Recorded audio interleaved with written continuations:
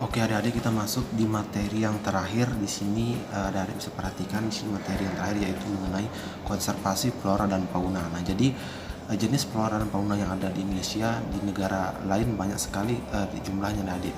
Namun akan tetapi jenis flora dan fauna tersebut jumlahnya semakin berkurang. Nah, jadi hal tersebut apa yang menyebabkan mengapa jenis flora dan fauna itu menjadi berkurang. Nah, jadi faktor penyebabnya antara lain itu oleh ulah manusia adik-adik, seperti banyak flora dan fauna diburu dengan tujuan tertentu, di mana dimanfaatkan ini untuk seperti bahan obat-obatan, bahan perhiasan, kesenangan, makan, dan lain sebagainya.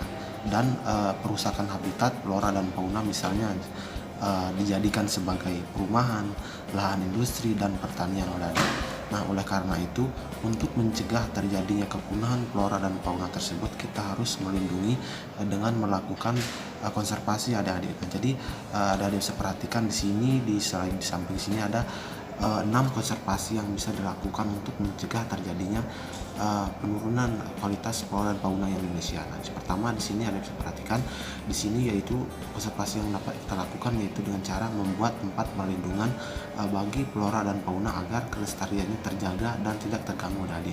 Yang kedua di sini kita dapat melakukan pembangunan pusat rehabilitasi atau penangkapan, seperti halnya membuat pusat rehabilitasi babi rusa dan anoa yang ada di Sulawesi. Yang kedua, pelaksanaan pembangunan harus diarahkan pada pembangunan yang berwawasan lingkungan. Yang ketiga, yang keempat, melakukan usaha pelestarian hutan seperti melakukan sistem tebang pilih dan melakukan perbaikan kondisi lingkungan hutan ada. Jadi yang keempatnya maksudnya dalam melakukan penebang hutan itu dilakukan tebang pilih, jadi tidak menebangnya tidak secara keseluruhan, yaitu ini dapat menyebabkan hutan menjadi gundul adik-adik. Itu jadi menjadi salah satu hal dapat menyebabkan terjadinya kerusakan hutan.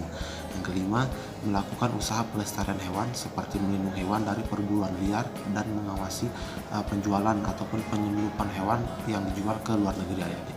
Yang keenam, yang terakhir, melakukan usaha pelestarian biota perairan seperti melakukan penangkapan ikan dengan cara bahan peledak ataupun dengan zat kimia yang beracun yang dapat mematikan biota lain dan melindungi anak ikan dari gangguan dan penangkapan liar adik-adik. Nah, jadi itu merupakan 6 konservasi yang dapat dilakukan untuk menjaga kelestarian flora dan fauna yang ada di Indonesia. Baik itu materi yang terakhir, dan terima kasih adik-adik, semoga adik bisa memahaminya. Wassalamualaikum warahmatullahi wabarakatuh.